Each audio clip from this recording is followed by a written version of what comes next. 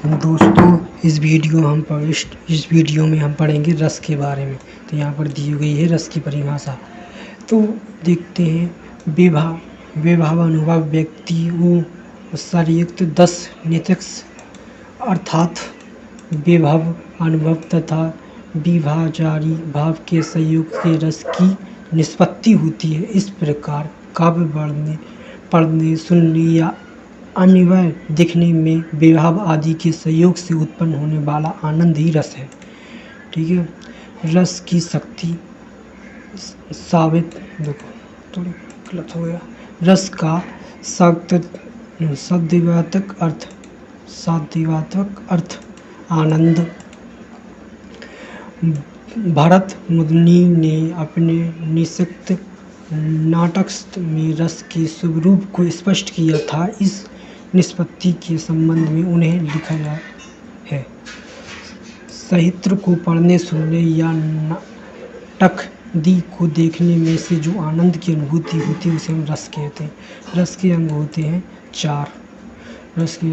होते हैं। ठीक है। विभव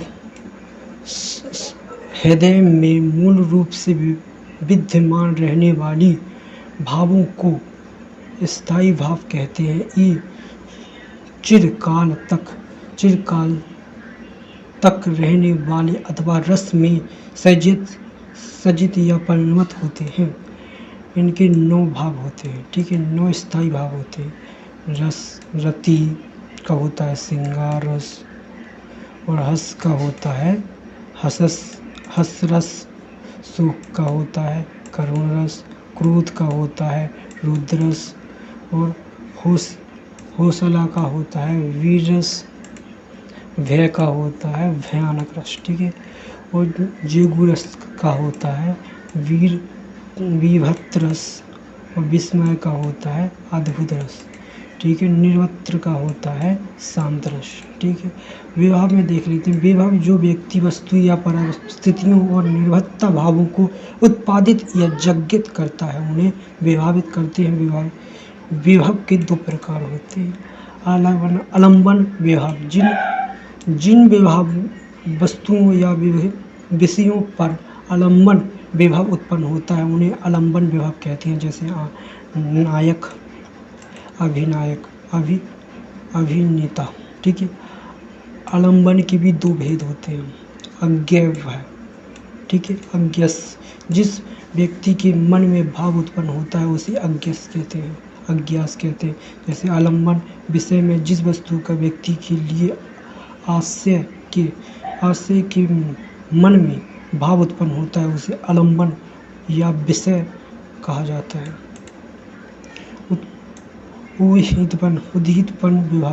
उद्दीपन स्थिर भावों को गति देने वाले कारक उत्पन्न विभव कहलाते हैं। उद्दीपन विभव कहलाते हैं। जैसे देखते हैं अनुभव। तीसरा है अनुभव। आलंबन तथा उद्दीपन के द्वारा आश्रित के हृदय में शारीरिक मानसिक चिंता उत्पन्न होती है उन्हें अनुभव कहा जाता है। अनुभव के 4 प्रकार के माने जाते हैं। जैसे कार्तिक शारीरिक चिंताएं जैसे मूल, इच्छावश, कंटस, मुनिहार, आहार, और साहित्यक अनुभव की संख्या 8 होती है। जैसे देखते हैं दिनांकुगति, दिनासुगति, और जैसे देख लेते हैं आँखों का हिलना फूलना आदि। भूकटी ऑपरेशन। ठीक है। जन्यों की भावों की गति। ठीक है। वाणी देख लेते हैं। तो वाणी में होता है वाणी का साधन, बोलने का तरीका, स्वयं में उद्वेग आवेदन। जैसे देखते अंग, हाथ पाँव की दुकान। शरीर की गति, चलाना कांपना आदि। ठीक है। सवेद का होता है खिलड़ी और पसीना आदि, पसीना आना।